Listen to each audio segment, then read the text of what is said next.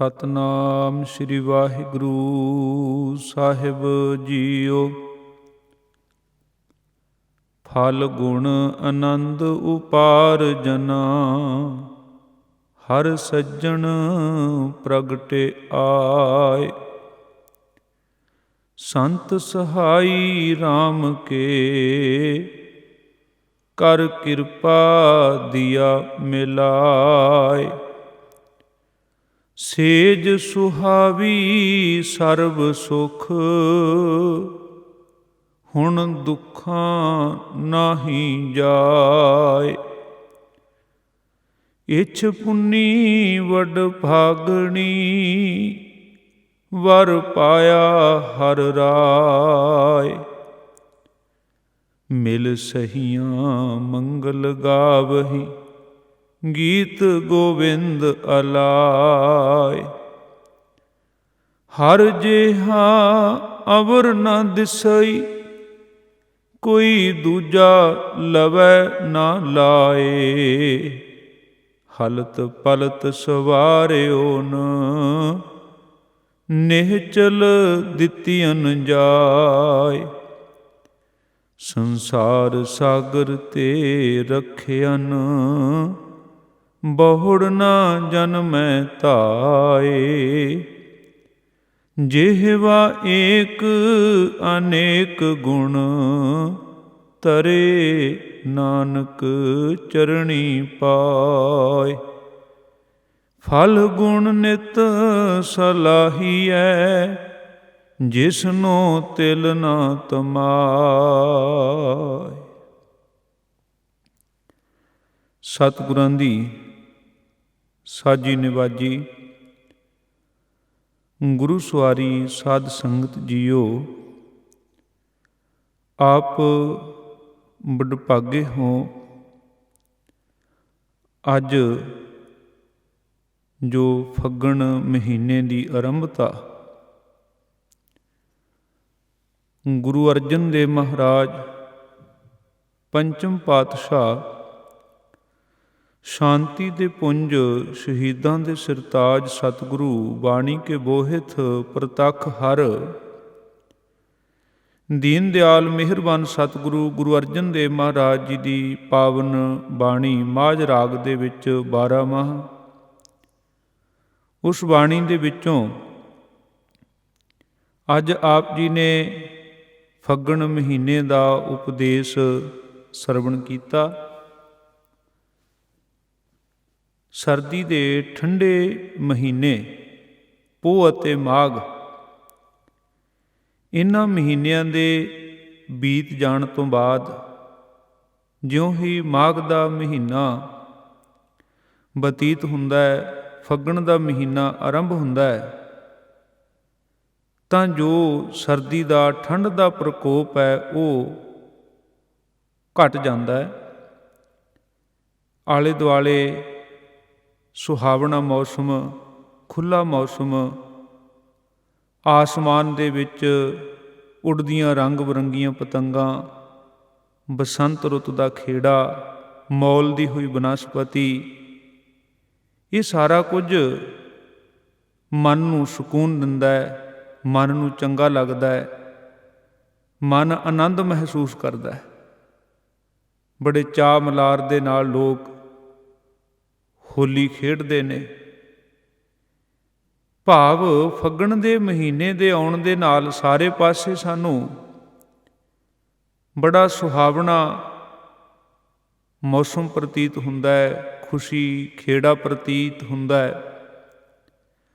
ਪਰ ਇਹ ਸਾਰੇ ਖੇੜੇ, ਸੁੱਖ, ਆਨੰਦ ਸੰਸਾਰੀ ਨੇ।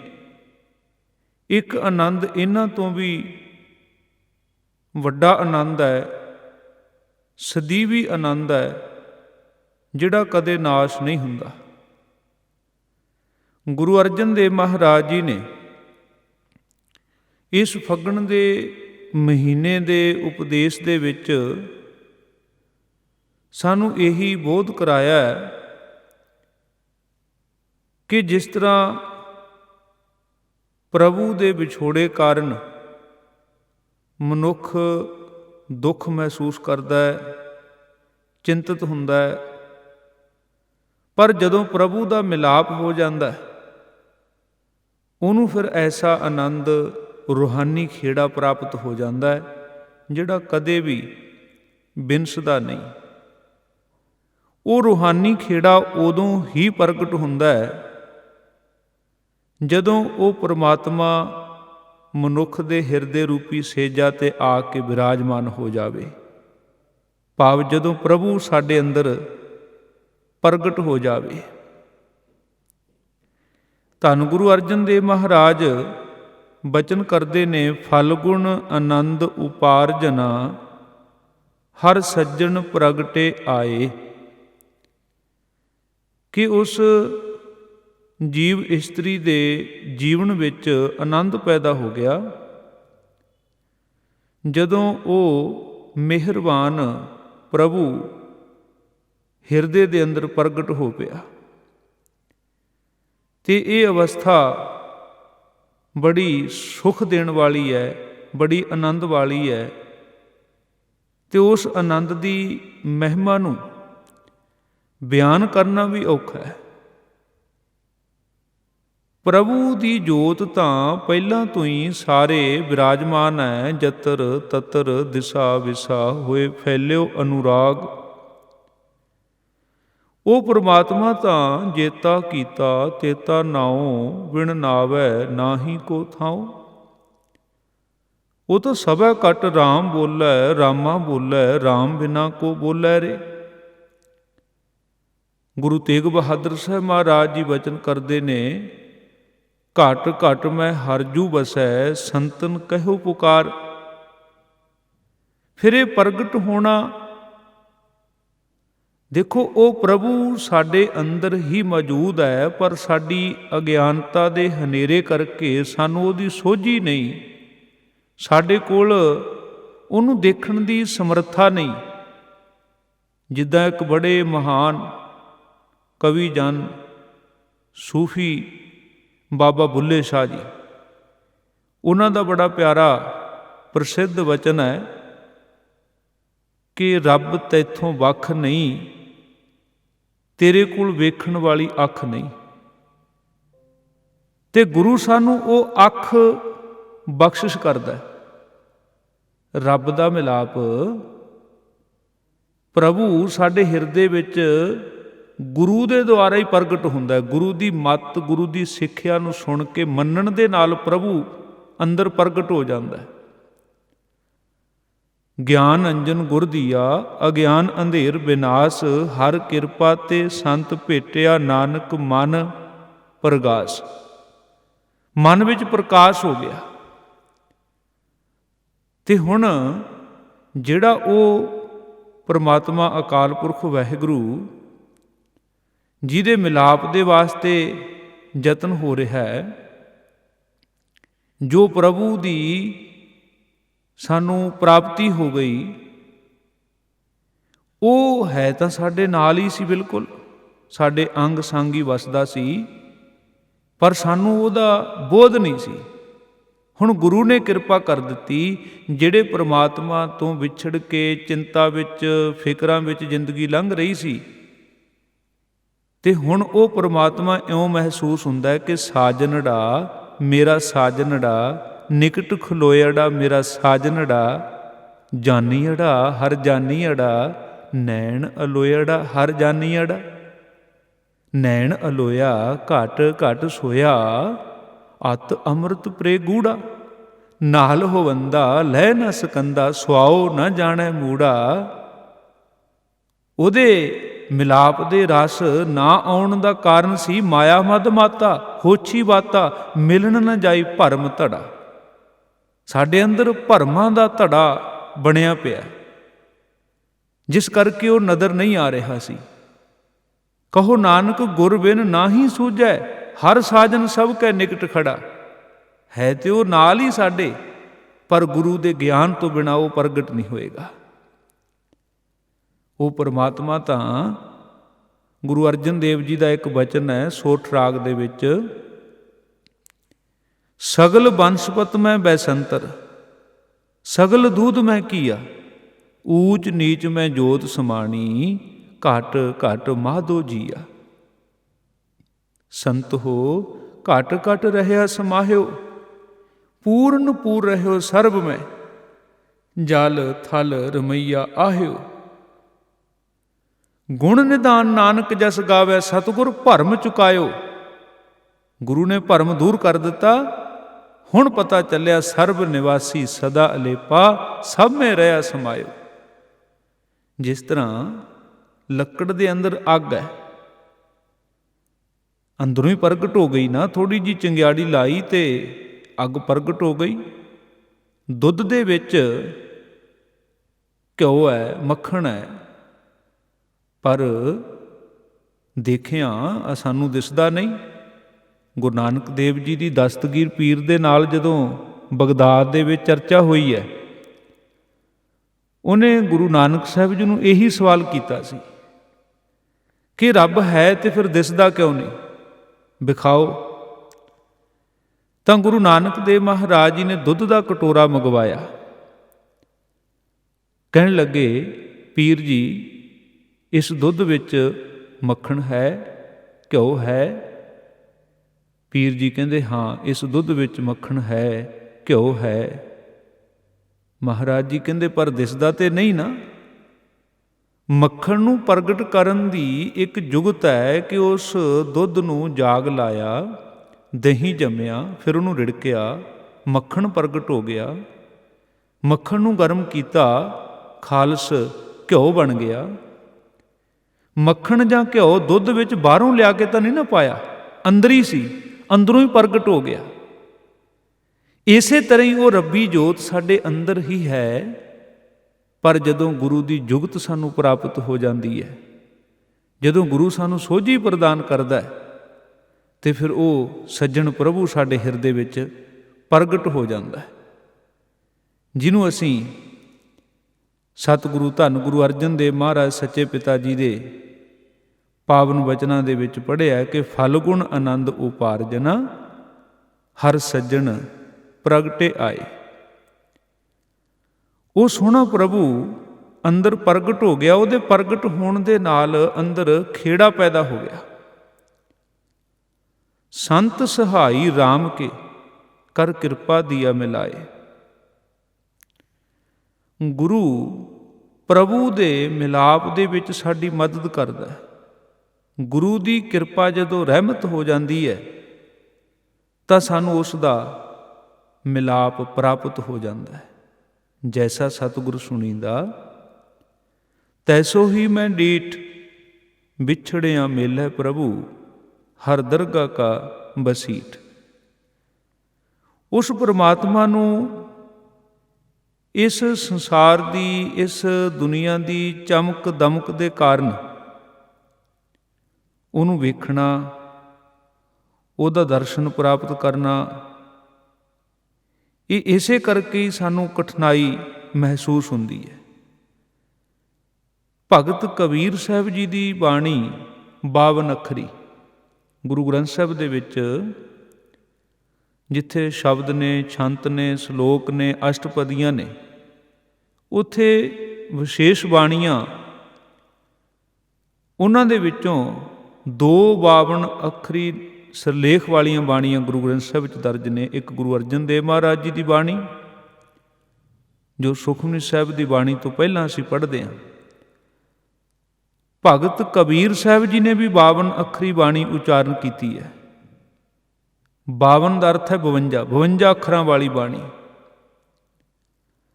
ਉਸ ਬਾਣੀ ਵਿੱਚ 12ਵੇਂ ਪਦੇ ਵਿੱਚ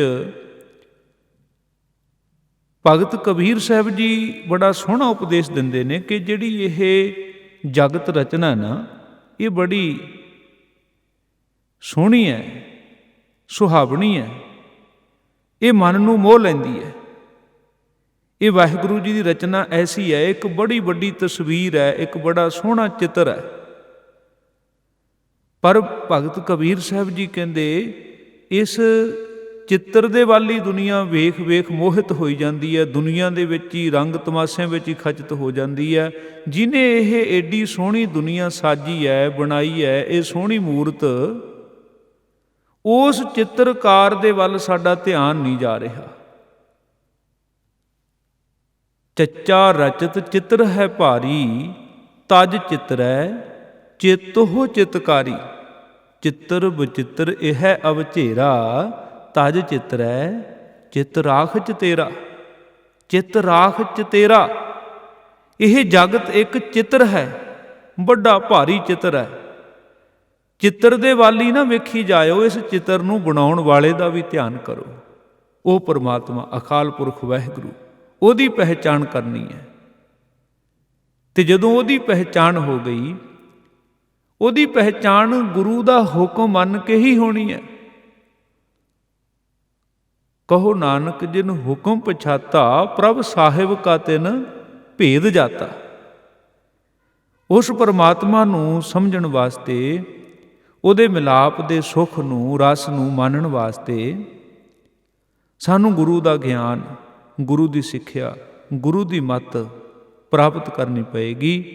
ਮਹਾਰਾਜ ਜੀ ਕਹਿੰਦੇ ਸੰਤ ਸਹਾਈ ਰਾਮ ਕੀ, ਕਰ ਕਿਰਪਾ ਦੀਆ ਮਿਲਾਏ। ਗੁਰੂ ਦੀ ਮਿਹਰ ਨੇ ਆਪ ਸਹਾਈ ਹੋ ਕੇ ਮੈਨੂੰ ਪ੍ਰਭੂ ਦਾ ਮਿਲਾਪ ਕਰਾ ਦਿੱਤਾ। ਅਗਲਾ ਵਚਨ, ਸੇਜ ਸੁਹਾਵੀ ਸਰਬ ਸੁਖ, ਹੁਣ ਦੁੱਖਾਂ ਨਾਹੀ ਜਾਏ।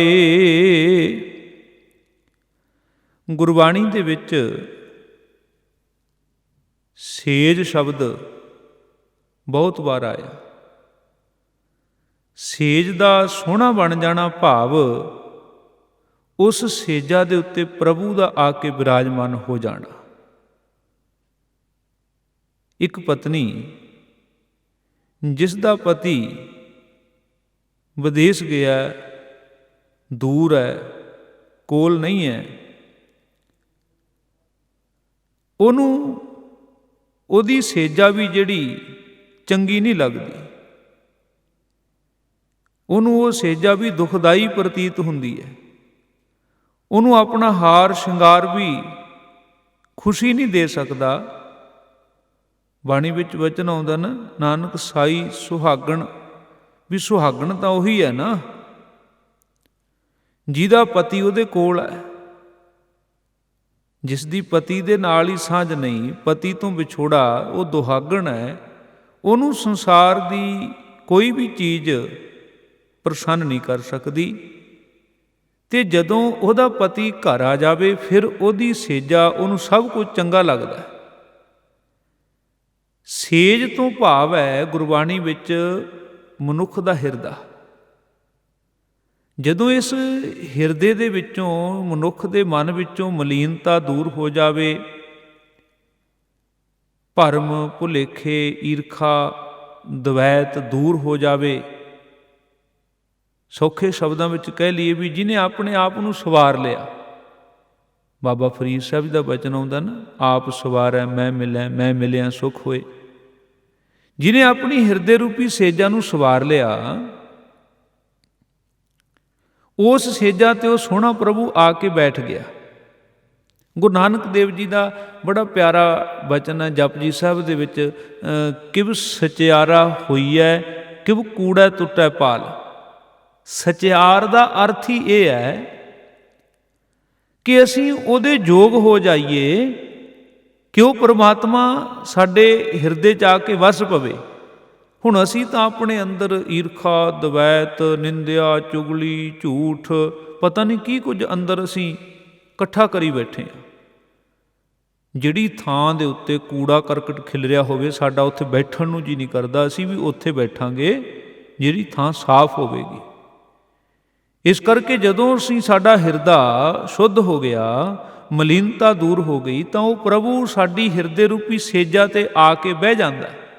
ਰੱਬੀ ਮਿਲਾਪ ਸਾਡੀ ਸੇਜਾ ਨੂੰ, ਮਨ ਰੂਪੀ ਸੇਜਾ ਨੂੰ ਸੋਹਣੀ ਬਣਾ ਦਿੰਦਾ ਹੈ। ਬਾਣੀ ਵਿੱਚ ਬੜਾ ਪਿਆਰਾ ਬਚਨ ਹੈ, ਧੰਨ ਧੰਨ ਹਮਾਰੇ ਭਾਗ ਘਰ ਆਇਆ ਪਿਰ ਮੇਰਾ, ਸੋਹੇ ਬੰਕ ਦੁਆਰ ਸਗਲਾ ਬਨ ਹਰਾ।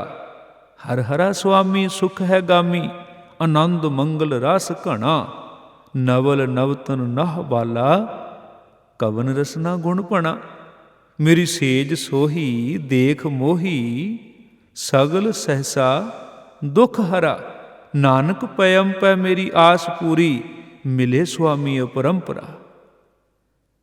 ਉਹ ਸੇਜਾ ਹਿਰਦਾ ਮੇਰਾ ਸੋਹਣਾ ਹੋ ਗਿਆ ਜਦੋਂ ਮੇਰਾ ਪ੍ਰੀਤਮ ਪਿਆਰਾ, ਮੇਰਾ ਪ੍ਰਭੂ ਪਤੀ ਮੇਰੀ ਹਿਰਦੇ ਰੂਪੀ ਸੇਜਾ ਤੇ ਆ ਕੇ ਬੈਠ ਗਿਆ, ਮੈਨੂੰ ਉਹਦਾ ਮਿਲਾਪ ਪ੍ਰਾਪਤ ਹੋ ਗਿਆ।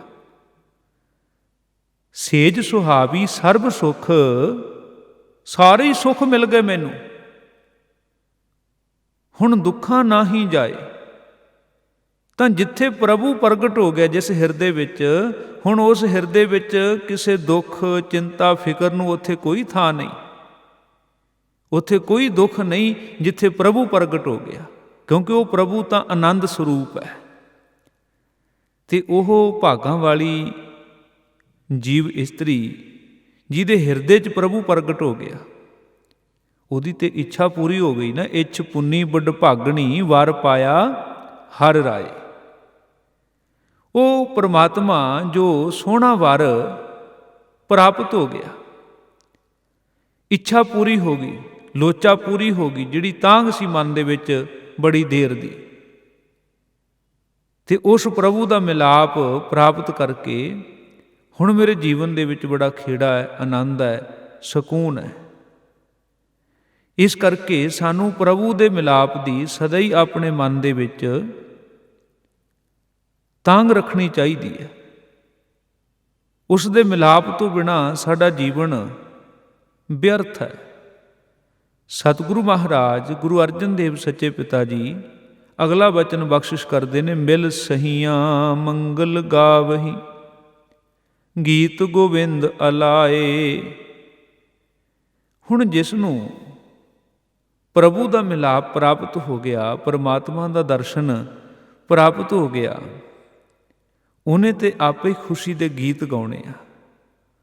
ਉਹਦਾ ਹਿਰਦਾ ਖਿੜ ਜਾਂਦਾ। ਫਿਰ ਉਹ ਸਤ ਸੰਗਤ ਵਿੱਚ ਬੈਠ ਕੇ ਉਹ ਜੀਵ ਇਸਤਰੀ ਗੀਤ ਗੋਬਿੰਦ ਅਲਾਏ, ਉਹ ਆਪਣੇ ਗੋਬਿੰਦ ਦੇ ਗੀਤ ਗਾਉਂਦੀ ਹੈ। ਗੀਤ ਕਿਵੇਂ ਗਾਉਂਦੀ ਹੈ, ਕੀ ਕਹਿੰਦੀ ਆ ਉਹ ਬੜੇ ਮਾਣ ਨਾਲ ਆਖਦੀ ਹੈ, ਹਰ ਜੇਹਾ ਅਵਰ ਨ ਦਿਸਈ, ਕੋਈ ਦੂਜਾ ਲਵੈ ਨ ਲਾਏ। ਕਿ ਜਿਹੜਾ ਮੇਰਾ ਇਹ ਸੋਹਣਾ ਪ੍ਰਭੂ ਹੈ ਨਾ, ਇਸ ਦੇ ਬਰਾਬਰ ਹੋਰ ਕੋਈ ਨਹੀਂ ਹੈ ਐਸੀਆਂ ਬਖਸ਼ਿਸ਼ਾਂ ਕਰਨ ਵਾਲਾ। ਜੋ ਆਨੰਦ ਪ੍ਰਭੂ ਦੇ ਮਿਲਾਪ ਵਿੱਚ ਹੈ, ਉਹ ਆਨੰਦ ਹੋਰ ਕਿਸੇ ਚੀਜ਼ ਚੋਂ ਵੀ ਪ੍ਰਾਪਤ ਨਹੀਂ ਹੋ ਸਕਦਾ। ਬਾਬਾ ਫਰੀਦ ਸਾਹਿਬ ਜੀ ਦੇ ਬੜੇ ਪਿਆਰੇ ਬਚਨ ਨੇ। ਉਹ ਕਈ ਮਿੱਠੀਆਂ ਚੀਜ਼ਾਂ ਦਾ ਜ਼ਿਕਰ ਕਰਦੇ ਨੇ। ਫਰੀਦਾ ਸ਼ੱਕਰ ਖੰਡ ਨਿਵਾਤ ਗੁੜ ਮਾਖਿਓ ਮਾਝਾ ਦੁੱਧ, ਸਭੇ ਵਸਤੂ ਮਿੱਠੀਆਂ, ਰੱਬ ਨਾ ਪੁੱਜਣ ਤੁਧ। ਉਸ ਪ੍ਰਭੂ ਵਰਗਾ, ਉਸ ਸੋਹਣੇ ਪ੍ਰੀਤਮ ਵਰਗਾ ਹੋਰ ਕੋਈ ਨਹੀਂ ਹੈ। ਜਿਹੜਾ ਅਸੀਂ ਮੂਲ ਮੰਤਰ ਦੇ ਵਿੱਚ ਪਹਿਲੇ ਹੀ ਬਚਨ ਪੜ੍ਹਦੇ ਹਾਂ, ਇੱਕ ਓੰਕਾਰ, ਉਹਦਾ ਅਰਥ ਹੀ ਇਹ ਹੈ ਕਿ ਉਹ ਇੱਕੋ ਇੱਕ ਹੈ, ਅਦੁੱਤੀ ਹੈ, ਉਸ ਵਰਗਾ ਹੋਰ ਕੋਈ ਨਹੀਂ ਹੈ। ਬਾਣੀ ਵਿੱਚ ਬੜਾ ਪਿਆਰਾ ਬਚਨ ਅਸੀਂ ਪੜ੍ਹਦੇ ਹਾਂ, ਹਰ ਜੈਸਾ ਪੁਰਖ ਨ ਲੱਭਈ, ਸਭ ਦੇਖਿਆ ਜਗਤ ਮੈਂ ਟੋਲੇ। ਕਿ ਸਾਰਾ ਜਗਤ ਜਿਹੜਾ ਉਹ ਭਰਮ ਕੇ ਵੇਖ ਲਓ, ਪ੍ਰਭੂ ਦੇ ਬਰਾਬਰ ਦੀ ਕੋਈ ਹਸਤੀ ਨਹੀਂ ਹੈ। ਉਹ ਸਭ ਤੋਂ ਵੱਡਾ ਹੈ, ਸਭ ਤੋਂ ਸੋਹਣਾ ਹੈ। ਉਸ ਸੋਹਣੇ ਪ੍ਰਭੂ ਦੀ ਪ੍ਰਾਪਤੀ ਮੈਨੂੰ ਹੋ ਗਈ, ਇੱਛਾ ਪੂਰੀ ਹੋ ਗਈ, ਲੋਚਾ ਪੂਰੀ ਹੋ ਗਈ। ਜਿਹੜੀ ਮਾਰੇ ਮਨ ਵਿੱਚ ਤਾਂਘ ਸੀ ਨਾ, ਕਾਂਖੀ ਇੱਕ ਹੈ ਦਰਸ ਤੁਹਾਰੋ, ਨਾਨਕ ਓਨ ਸੰਗ ਮੋਹਿ ਉਧਾਰੋ। ਉਹ ਹੁਣ ਮੈਨੂੰ ਪ੍ਰਭੂ ਦਾ ਦਰਸ਼ਨ ਪ੍ਰਾਪਤ ਹੋ ਗਿਆ। ਉਸ ਪ੍ਰਭੂ ਦੇ ਸੁਪਨੇ ਵਿੱਚ ਵੀ ਦਰਸ਼ਨ ਹੋ ਜਾਣ, ਇਹ ਤਾਂ ਪ੍ਰਤੱਖ ਤੌਰ ਤੇ ਪ੍ਰਗਟ ਹੋ ਗਿਆ ਨਾ। ਬਾਣੀ ਵਿੱਚ ਤਾਂ ਬੜਾ ਪਿਆਰਾ ਬਚਨ ਆਉਂਦਾ ਨਾ, ਕਿ ਆਓ ਸੁਭਾਗੀ ਨੀਂਦੜੀਏ ਮਤ ਸਹਿ ਦੇਖ। ਵੀ ਮੈਂ ਆਪਣੇ ਉਸ ਸੋਹਣੇ ਸੌ ਨੂੰ ਵੇਖ ਲਵਾਂ, ਉਹਦਾ ਮੈਨੂੰ ਦਰਸ਼ਨ ਹੋ ਜਾਵੇ। ਨੀਂਦ ਹੀ ਮੇਰੇ ਵਾਸਤੇ ਤਾਂ ਭਲੀ ਹੈ ਕਿ ਮੈਨੂੰ ਸੁਪਨਾ ਆਵੇ ਤੇ ਸੁਪਨੇ ਵਿੱਚ ਵੀ ਮੈਂ ਉਹਦੇ ਨਾਲ ਗੱਲਾਂ ਕਰਾਂ, ਉਹਦਾ ਦਰਸ਼ਨ ਵੇਖਾਂ। ਭਾਈ ਸਾਹਿਬ ਭਾਈ ਵੀਰ ਸਿੰਘ ਜੀ ਬੜਾ ਸੁੰਦਰ ਵਿਖਿਆਨ ਕਰਦੇ ਨੇ, ਸੁਪਨੇ ਵਿੱਚ ਤੁਸੀਂ ਮਿਲੇ ਸਾਨੂੰ, ਅਸਾਂ ਧਾਗ ਲਵਕੜੀ ਪਾਈ, ਨਿਰਾ ਨੂਰ ਤੁਸੀਂ ਹੱਥ ਨਾ ਆਏ, ਸਾਡੀ ਕੰਬਦੀ ਰਹੀ ਕਲਾਈ। ਉਹ ਨੂਰ ਪ੍ਰਕਾਸ਼ ਰੂਪ ਪ੍ਰਭੂ, ਉਹਦਾ ਤਾਂ ਸੁਪਨਾ ਆ ਜਾਣਾ, ਉਹ ਵੀ ਇੱਕ ਬੜਾ ਸਰੂਰ ਵਾਲਾ ਹੈ। ਤੇ ਜਦੋਂ ਜਿਸ ਦੇ ਹਿਰਦੇ ਵਿੱਚ ਉਹ ਪ੍ਰਗਟ ਹੋ ਗਿਆ, ਜਿਹਨੂੰ ਰੱਬੀ ਮਿਲਾਪ ਪ੍ਰਾਪਤ ਹੋ ਗਿਆ, ਤੇ ਹੁਣ ਜਿੱਥੇ ਉਹ ਮਾਲਕ ਸੋਹਣਾ ਪ੍ਰਭੂ ਆ ਜਾਵੇ ਤਾਂ ਸਤਿਗੁਰੂ ਮਹਾਰਾਜ ਜੀ ਕਹਿਣ ਲੱਗੇ ਫਿਰ ਉੱਥੇ ਸਾਰੇ ਹੀ ਆਨੰਦ, ਸਾਰੇ ਹੀ ਖੇੜੇ ਪੈਦਾ ਹੋ ਜਾਂਦੇ ਨੇ। ਕਿਉਂਕਿ ਉਹ ਪਰਮਾਤਮਾ ਇੰਨੀਆਂ ਰਹਿਮਤਾਂ, ਇੰਨੀਆਂ ਬਖਸ਼ਿਸ਼ਾਂ ਵਾਲਾ। ਜੇ ਉਹ ਪਰਮਾਤਮਾ ਘਰ ਦੇ ਵਿਹੜੇ ਵਿੱਚ ਆ ਜਾਵੇ ਤਾਂ ਸਾਰੇ ਪਾਸੇ ਆਨੰਦ ਤੇ ਖੇੜਾ। ਸਤਿਗੁਰੂ ਮਹਾਰਾਜ, ਧੰਨ ਗੁਰੂ ਅਰਜਨ ਦੇਵ ਸੱਚੇ ਪਿਤਾ ਮਹਾਰਾਜ, ਉਸ ਜੀਵ ਇਸਤਰੀ ਦੇ ਅੰਦਰ ਬਣੇ ਹੋਏ ਖੇੜੇ ਨੂੰ, ਆਨੰਦ ਨੂੰ ਇਉਂ ਬਿਆਨ ਕਰਦੇ ਨੇ ਕਿ ਉਹਦੀ ਇੱਛਾ ਪੂਰੀ ਹੋ ਗਈ। ਉਹ ਫਿਰ ਖੁਸ਼ੀ ਦੇ ਵਿੱਚ ਆ ਕੇ ਉਹਦੀ ਵਡਿਆਈ ਕਰਦੀ ਹੈ, ਸ਼ੋਭਾ ਕਰਦੀ ਹੈ, ਗੀਤ ਗੋਬਿੰਦ ਅਲਾਏ ਉਹਦੇ ਗੀਤ ਗਾਉਂਦੀ ਹੈ, ਉਹਨੂੰ ਰਿਝਾਉਂਦੀ ਹੈ। ਤੇ ਉਹ ਉਸ ਆਪਣੇ ਸੋਹਣੇ ਪ੍ਰੀਤਮ ਤੇ ਮਾਣ ਵੀ ਕਰਦੀ ਹੈ। ਉਹਨੂੰ ਉਹਦੇ ਬਰਾਬਰ ਦਾ ਹੋਰ ਕੋਈ ਨਹੀਂ ਨਜ਼ਰ ਆਉਂਦਾ, ਕੋਈ ਦੂਜਾ ਲਵੈ ਨਾ ਲਾਏ। ਹਲਤ ਪਲਤ ਸਵਾਰਿਓ ਨ, ਨਿਹਚਲ ਦਿੱਤੀਆਂ ਜਾਏ। ਉਹ ਪ੍ਰਭੂ ਸਾਡੇ ਲੋਕ ਅਤੇ ਪਰਲੋਕ ਨੂੰ ਸਵਾਰ ਦਿੰਦਾ ਹੈ। ਨਿਹਚਲ ਦਿੱਤੀਆਂ ਜਾਏ, ਐਸੀ ਨਿਹਚਲ ਅਵਸਥਾ ਸਾਨੂੰ ਪ੍ਰਾਪਤ ਹੋ ਗਈ ਜਿੱਥੇ ਸਦਾ ਖੇੜਾ ਹੀ ਖੇੜਾ ਹੈ, ਆਨੰਦ ਹੀ ਆਨੰਦ ਹੈ। ਉੱਥੇ ਦੁੱਖਾਂ ਨੂੰ, ਚਿੰਤਾਵਾਂ ਨੂੰ ਕੋਈ ਥਾਂ ਨਹੀਂ ਹੈ। ਸੰਸਾਰ ਸਾਗਰ ਤੇ ਰੱਖਿਅਨ, ਬਹੁੜ ਨ ਜਨਮੈ ਧਾਏ। ਉਹ ਸੋਹਣਾ ਪ੍ਰਭੂ ਸੰਸਾਰ ਦੇ ਵਿੱਚ ਜੋ ਅਨੇਕ ਤਰ੍ਹਾਂ ਦੇ ਡਰ ਨੇ, ਇਹ ਸੰਸਾਰ ਸਾਡੇ ਲਈ ਆਵਾਗਮਨ ਦਾ ਚੱਕਰ ਬਣ ਜਾਂਦਾ ਹੈ। ਜੀਵ ਮੁੜ ਮੁੜ ਕੇ ਜੰਮਦਾ ਹੈ, ਮਰਦਾ ਹੈ। ਇਸ ਚੱਕਰ ਤੋਂ ਉਹ ਪ੍ਰਭੂ ਸਾਨੂੰ ਬਚਾ ਲੈਂਦਾ ਹੈ। ਉਹ ਸਾਨੂੰ ਆਪਣਾ ਮਿਲਾਪ ਦੇ ਕੇ, ਆਪਣਾ ਹੱਥ ਦੇ ਕੇ, ਜਿੱਦਾਂ ਇੱਕ ਬੜਾ ਪਿਆਰਾ ਬਚਨ ਹੈ ਨਾ, ਔਖੀ ਘੜੀ ਨਾ ਦੇਖਣ ਦੇਈ, ਆਪਣਾ ਬਿਰਦ ਸੰਭਾਲੇ। ਹਾਥ ਦੇ ਰਾਖੈ ਆਪਣੇ ਕੋ ਸਾਸ, ਸਾਸ ਪ੍ਰਤ ਪਾਲੇ। ਪ੍ਰਭ ਸੋ ਲਾਗ ਰਹਿਓ ਮੇਰਾ ਚੀਤ, ਆਦ ਅੰਤ ਪ੍ਰਭ ਸਦਾ ਸਹਾਈ, ਧਨ ਹਮਾਰਾ ਮੀਤ। ਇਉਂ ਉਹ ਜੀਵ ਇਸਤਰੀ ਉਹਦੀ ਪ੍ਰਭੂ ਦੀ ਸ਼ੋਭਾ ਕਰਦੀ ਹੈ, ਉਹਦੀ ਵਡਿਆਈ ਕਰਦੀ ਹੈ ਕਿ ਉਸ ਮੇਰੇ ਸੋਹਣੇ ਪ੍ਰਭੂ ਵਰਗਾ ਤਾਂ ਹੋਰ ਕੋਈ ਨਹੀਂ ਹੈ। ਉਸੇ ਦੇ ਦਰਸ਼ਨ ਉਹ ਚਾਹੁੰਦੀ ਹੈ। ਤੇ ਸਤਿਗੁਰੂ ਧੰਨ ਗੁਰੂ ਅਰਜਨ ਦੇਵ ਮਹਾਰਾਜ ਬਖਸ਼ਿਸ਼ ਕਰਦੇ ਨੇ ਕਿ ਜਿਹਨੂੰ ਉਹ ਮਾਲਕ ਆਪਣੇ ਨਾਲ ਮਿਲਾ ਲੈਂਦਾ, ਬਹੁੜ ਨਾ ਜਨਮੈ ਧਾਏ। ਇਹਦਾ ਭਾਵ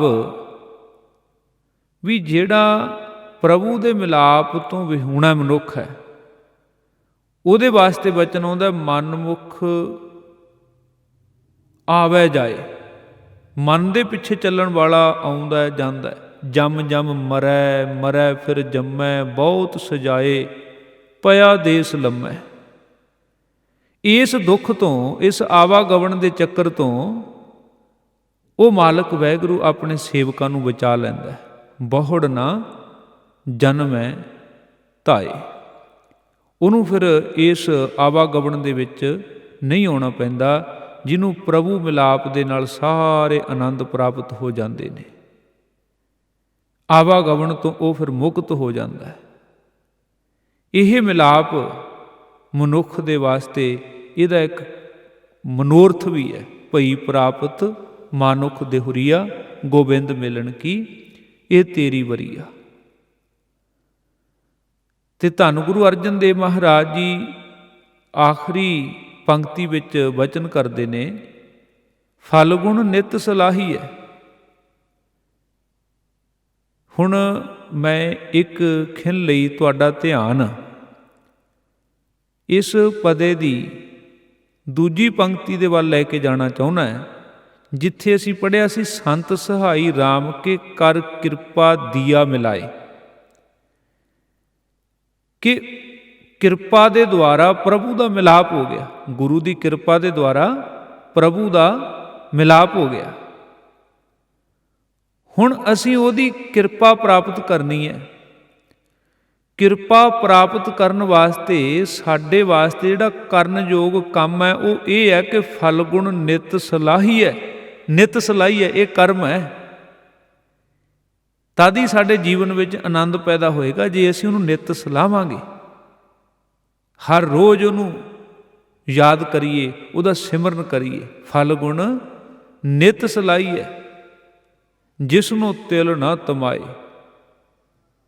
ਉਸ ਪਰਮਾਤਮਾ ਨੂੰ ਕਿਸੇ ਤਰ੍ਹਾਂ ਦੀ ਕੋਈ ਤਮਾ ਨਹੀਂ ਹੈ, ਉਸ ਦੇ ਮਨ ਵਿੱਚ ਕੋਈ ਲਾਲਸਾ ਨਹੀਂ। ਜੇ ਸਭ ਮਿਲ ਕੇ ਆਖਣ ਪਾਹੇ ਵੱਡਾ ਨਾ ਹੋਵੇ ਘਾਟ ਨਾ ਜਾਏ। ਜੇ ਅਸੀਂ ਉਹਨੂੰ ਨਹੀਂ ਵੀ ਸਲਾਹਾਂਗੇ, ਜੇ ਅਸੀਂ ਉਹਦਾ ਨਹੀਂ ਵੀ ਨਾਮ ਜਪਾਂਗੇ, ਇਹਦੇ ਨਾਲ ਕੋਈ ਪਰਮਾਤਮਾ ਦੀ ਹਸਤੀ ਤੇ ਥੋੜ੍ਹਾ ਪ੍ਰਭਾਵ ਪੈਣਾ। ਉਹਨੂੰ ਸਲਾਉਣ ਦੇ ਨਾਲ, ਸਲਾਉਣ ਕਰਕੇ ਸਲਾਉਣ ਵਾਲਾ ਵੱਡਾ ਹੋ ਜਾਂਦਾ। ਇਸ ਕਰਕੇ ਮਤਾਂ ਅਸੀਂ ਕਹੀਏ ਵੀ ਅਸੀਂ ਪਾਠ ਕਰਦੇ ਹਾਂ ਜਾਂ ਸਿਮਰਨ ਕਰਦੇ ਹਾਂ, ਅਸੀਂ ਗੁਰੂ ਜਾਂ ਰੱਬ ਦੇ ਉੱਤੇ ਕੋਈ ਪਰਉਪਕਾਰ ਕਰਦੇ ਹਾਂ, ਨਹੀਂ। ਉਹ ਤਾਂ ਸਾਡੇ ਭਲੇ ਵਾਸਤੇ ਹੈ, ਉਹਨੂੰ ਸਲਾਉਣਾ, ਜਿਹਦੇ ਵਿੱਚ ਕਿਸੇ ਤਰ੍ਹਾਂ ਦੀ ਕੋਈ ਤਮਾ ਨਹੀਂ ਹੈ। ਤੇ ਸਤਿਗੁਰੂ ਮਹਾਰਾਜ, ਧੰਨ ਗੁਰੂ ਅਰਜਨ ਦੇਵ ਸੱਚੇ ਪਿਤਾ ਮਹਾਰਾਜ ਜੀ ਨੇ ਇਸ ਫੱਗਣ ਦੇ ਮਹੀਨੇ ਦੇ ਰਾਹੀਂ ਇਹ ਸਾਨੂੰ ਸੋਝੀ ਕਰਾਈ ਹੈ ਕਿ ਫਲਗੁਣ ਕਹੀਏ ਇਸ ਮਨੁੱਖਾ ਜੀਵਨ ਨੂੰ। ਜਿਹੜਾ ਵਿਅਕਤੀ ਇਸ ਮਨੁੱਖਾ ਜੀਵਨ ਵਿੱਚ ਪ੍ਰਭੂ ਦਾ ਮਿਲਾਪ ਪ੍ਰਾਪਤ ਕਰ ਲੈਂਦਾ, ਉਹ ਸੁਖੀ ਹੋ ਜਾਂਦਾ ਹੈ। ਤੇ ਉਸ ਦਾ ਮਿਲਾਪ ਗੁਰੂ ਦੀ ਕਿਰਪਾ ਦੇ ਦੁਆਰਾ ਹੈ, ਤੇ ਉਹਦਾ ਮਿਲਾਪ ਆਨੰਦ ਦੇਣ ਵਾਲਾ, ਖੁਸ਼ੀ ਦੇਣ ਵਾਲਾ ਹੈ। ਨਾਨਕ ਭਗਤਾਂ ਸਦਾ ਵਿਗਾਸ ਵਾਲੀ ਅਵਸਥਾ ਦਿੰਦਾ ਹੈ। ਮਹਾਰਾਜ ਦੀ ਬਾਣੀ ਵਿੱਚ ਇੱਕ ਬੜਾ ਪਿਆਰਾ ਬਚਨ ਹੈ, ਜਿਨ੍ਹਾਂ ਬਾਤ ਕੋ ਬਹੁਤ ਅੰਦੇਸਰੋ ਤੇ ਮਿਟੇ ਸਭ ਗਿਆ, ਸਹਿਜ ਸੈਨ ਅਰ ਸੁਖ ਮਨ ਨਾਰੀ ਊਂਦ ਕਮਲ ਵਿਗਸਿਆ। ਥੋੜਾ ਧਿਆਨ ਦੇਣਾ। ਮਹਾਰਾਜ ਜੀ ਕਹਿੰਦੇ, ਜਿਨ੍ਹਾਂ ਗੱਲਾਂ ਦਾ ਮੈਨੂੰ ਬੜਾ ਫਿਕਰ ਹੁੰਦਾ ਸੀ ਨਾ, ਉਹ ਗੱਲਾਂ ਜਿਨ੍ਹਾਂ ਨੂੰ ਯਾਦ ਕਰਕੇ ਮੈਂ ਚਿੰਤਾ ਦੇ ਵਿੱਚ ਗ੍ਰਸਿਆ ਜਾਂਦਾ ਸੀ, ਜਿਨ੍ਹਾਂ ਬਾਤ ਕੋ ਬਹੁਤ ਅੰਦੇਸਰੋ ਤੇ ਮਿਟੇ ਸਭ ਗਿਆ, ਉਹ ਹੁਣ ਚਿੰਤਾਵਾਂ ਮੇਰੇ ਅੰਦਰੋਂ ਦੂਰ ਹੋ ਗਈਆਂ। ਸਹਿਜ ਸੈਨ, ਹੁਣ ਤਾਂ ਮੇਰੀ ਆਤਮਿਕ ਅਡੋਲਤਾ ਵਿੱਚ ਸਮਾਈ ਹੋ ਗਈ। ਸਹਿਜ ਸੈਨ ਅਰ ਸੁਖ ਮਨ ਨਾਰੀ, ਇੱਥੇ ਨਾਰੀ ਦਾ ਅਰਥ ਔਰਤ ਨਹੀਂ ਹੈ, ਨਾਰੀ ਦਾ ਅਰਥ ਨਾੜੀ। ਨਾੜੀ ਤੋਂ ਭਾਵ ਆ ਸਾਡੇ ਇੰਦਰੇ ਜਿਹੜੇ ਨੇ, ਇਹਨਾਂ ਜਿਹੜੇ ਪੰਜ ਜਿਹੜੇ ਸਾਡੇ ਇੰਦਰੇ ਨੇ, ਇਹਨਾਂ ਨੂੰ ਕਈ ਨਾਵਾਂ ਦੇ ਨਾਲ ਯਾਦ ਕੀਤਾ ਜਾਂਦਾ। ਇਹਨਾਂ ਦੇ ਵਾਸਤੇ ਬਾਬਾ ਫਰੀਦ ਸਾਹਿਬ ਜੀ ਨੇ ਕੂੰਜੜੀਆਂ ਸ਼ਬਦ ਵਰਤਿਆ। ਕੂੰਜਾਂ, ਜਦੋਂ ਅਸੀਂ ਵਚਨ ਪੜ੍ਹਦੇ ਨਾ, ਆਜ ਮਿਲਾਵਾ ਸ਼ੇਖ ਫਰੀਦ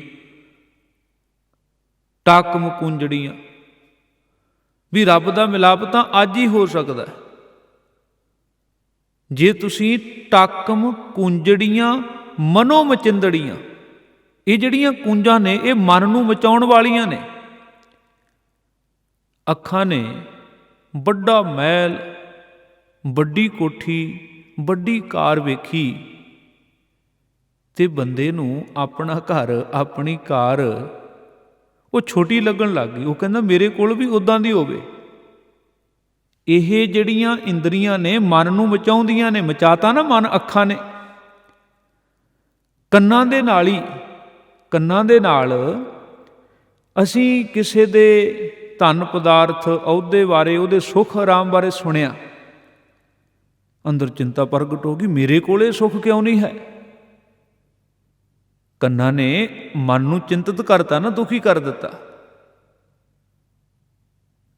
ਇਸ ਕਰਕੇ ਬਾਬਾ ਫਰੀਦ ਸਾਹਿਬ ਜੀ ਕਹਿੰਦੇ ਇਹਨਾਂ ਨੂੰ ਰੋਕ ਪਾਓ। ਟਾਕਮ ਕੁੰਜੜੀਆਂ ਮਨਹੋ ਮਚਿੰਦੜੀਆਂ, ਇਹ ਇੰਦਰੀਆਂ ਮਨ ਨੂੰ ਮਚਾਉਣ ਵਾਲੀਆਂ ਨੇ, ਇਹਨਾਂ ਨੂੰ ਕਾਬੂ ਕਰੋ ਤੇ ਸੁੱਖ ਆਪੇ ਹੀ ਮਿਲ ਜਾਏਗਾ।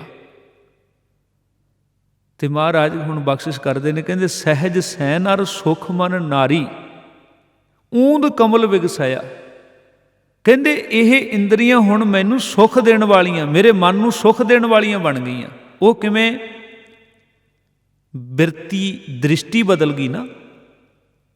ਜਦੋਂ ਅਸੀਂ ਸੰਗਤ ਜਾ ਕੇ ਵੇਖਿਆ ਵੀ ਆਹ ਗੁਰਮੁਖ ਪਿਆਰਾ ਰੋਜ਼ ਆਉਂਦਾ ਹੈ, ਚੌਂਕੜਾ ਮਾਰਦਾ ਹੈ, ਕਿੰਨੀ ਦੇਰ ਤੱਕ ਕੀਰਤਨ ਸੁਣਦਾ ਹੈ, ਕਥਾ ਸੁਣਦਾ ਹੈ, ਪਾਠ ਕਰਦਾ ਹੈ, ਮਨ 'ਚ ਇੱਛਾ ਜਾਗੀ ਜਿੱਦਾਂ ਇਹ ਬਹਿੰਦਾ ਹੈ, ਇਹ ਪਾਠ ਕਰਦਾ ਹੈ, ਇਹ ਕੀਰਤਨ ਸੁਣਦਾ ਹੈ, ਮੈਂ ਵੀ ਸੁਣਾ।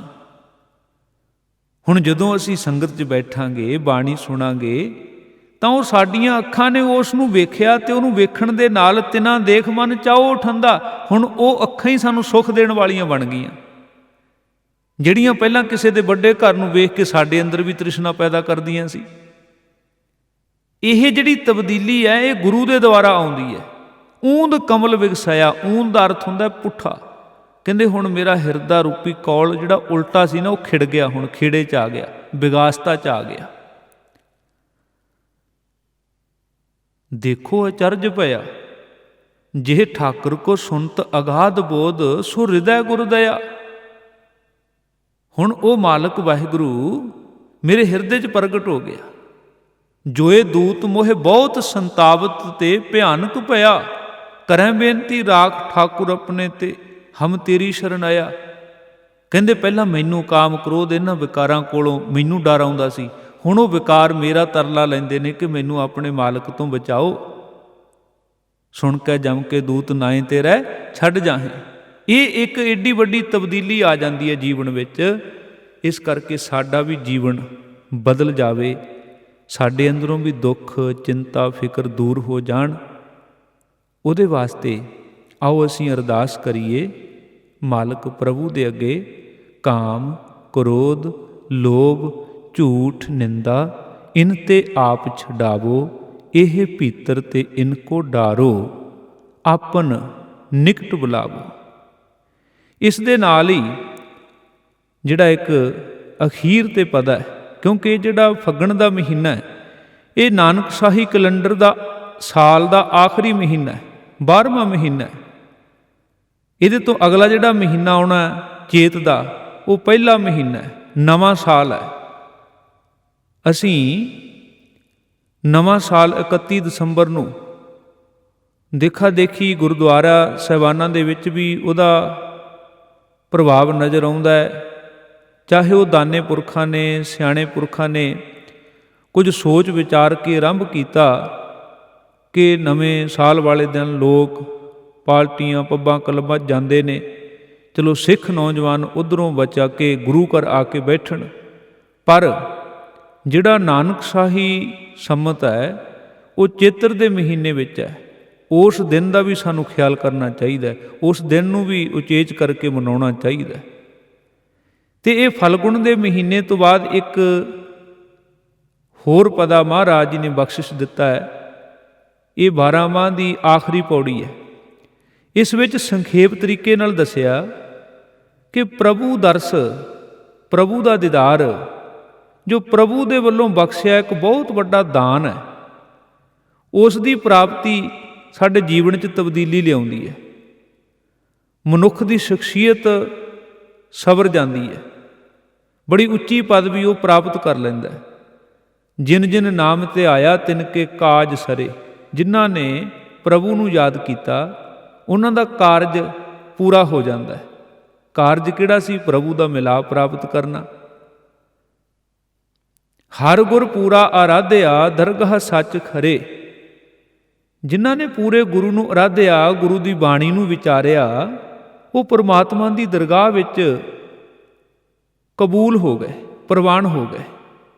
ਸਰਬ ਸੁਖਾਂ ਨਿਧ ਚਰਨ ਹਰ, ਭੌਜਲ ਬਿਖਮ ਤਰੇ। ਪਰਮਾਤਮਾ ਦੇ ਚਰਨ ਭਾਵ ਪ੍ਰਭੂ ਦੀ ਸਿਫਤ ਸਲਾਹ ਸਾਰੇ ਸੁੱਖਾਂ ਦਾ ਖਜ਼ਾਨਾ ਹੈ। ਸਾਰੇ ਸੁੱਖ ਪ੍ਰਾਪਤ ਹੋ ਗਏ।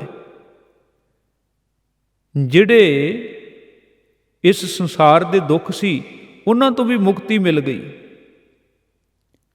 ਪ੍ਰੇਮ ਭਗਤ ਤਿਨ ਪਾਈਆ ਵਿਖਿਆ ਨਾਹੇ ਜਰੇ। ਜਿਨ੍ਹਾਂ ਦੇ ਮਨ ਵਿੱਚ ਪ੍ਰੇਮਾ ਭਗਤੀ ਪੈਦਾ ਹੋ ਗਈ ਉਹ ਵਿਸ਼ੇ ਵਿਕਾਰਾਂ ਦੇ ਵਿੱਚ ਦੁਖੀ ਨਹੀਂ ਹੁੰਦੇ, ਉਹਨਾਂ ਨੂੰ ਵਿਕਾਰ ਉਹਨਾਂ ਦੇ ਮਨ ਨੂੰ ਸਾੜਦੇ ਨਹੀਂ। ਕੂੜ ਗਏ ਦੁਬਦਾ ਨਸੀ ਪੂਰਨ ਸੱਚ ਭਰੇ। ਜਿਹੜੇ ਪ੍ਰਭੂ ਦਾ ਸਿਮਰਨ ਕਰਦੇ ਨੇ ਉਹਨਾਂ ਦੇ ਜੀਵਨ ਵਿੱਚੋਂ ਕੂੜ ਕਸੱਤ ਤੇ ਪਾਪ ਦੂਰ ਹੋ ਜਾਂਦਾ, ਸਾਰੇ ਔਗਣ ਦੂਰ ਹੋ ਜਾਂਦੇ ਨੇ, ਮਾਇਆ ਦਾ ਪ੍ਰਭਾਵ ਉਹਨਾਂ ਦੇ ਅੰਦਰੋਂ ਚਲਾ ਜਾਂਦਾ। ਪੂਰਨ ਸੱਚ ਭਰੇ, ਉਹਨਾਂ ਦੇ ਵਿੱਚ ਸੱਚ ਸਮਾ ਜਾਂਦਾ। ਪਾਰ ਬ੍ਰਹਮ ਪ੍ਰਭ ਸੇਵਦੇ ਮਨ ਅੰਦਰ ਏਕ ਧਰੇ। ਸਿਮਰਨ ਵਾਹਿਗੁਰੂ ਦਾ ਨਾਮ ਜਪਣ ਵਾਲੇ ਮਨੁੱਖ, ਉਹਨਾਂ ਦੇ ਅੰਦਰ ਪੂਰਨ ਤੌਰ ਤੇ ਨਿਸ਼ਚਾ ਬਣ ਜਾਂਦਾ। ਇੱਕ ਪਰਮਾਤਮਾ ਦੀ ਯਾਦ ਉਹਨਾਂ ਦੇ ਅੰਦਰ ਟਿਕ ਜਾਂਦੀ ਹੈ, ਵਿਸ਼ਵਾਸ ਪਰਪੱਕ ਹੋ ਜਾਂਦਾ, ਭਰੋਸਾ ਵੱਧ ਜਾਂਦਾ। ਮਹਾ ਦਿਵਸ ਮੂਰਤ ਭਲੇ ਜਿਨ ਕੋ ਨਦਰ ਕਰੇ। ਇਹ ਵਚਨ ਬੜਾ ਸਾਨੂੰ ਇੱਕ ਵਿਵੇਕ, ਇੱਕ ਸੂਝ ਬਖਸ਼ਿਸ਼ ਕਰਦਾ, ਕਿਉਂਕਿ ਕਈ ਵਾਰ ਐਸਾ ਵੀ ਪ੍ਰਚਲਿਤ ਹੈ ਵੀ ਸੰਗਰਾਂਦ ਕੋਈ ਬਹੁਤਾ ਵੱਡਾ ਪਵਿੱਤਰ ਦਿਹਾੜਾ ਹੈ। ਦੇਖੋ, ਦਿਨ ਕੋਈ ਵੀ ਮਾੜਾ ਜਾਂ ਚੰਗਾ ਨਹੀਂ ਹੁੰਦਾ।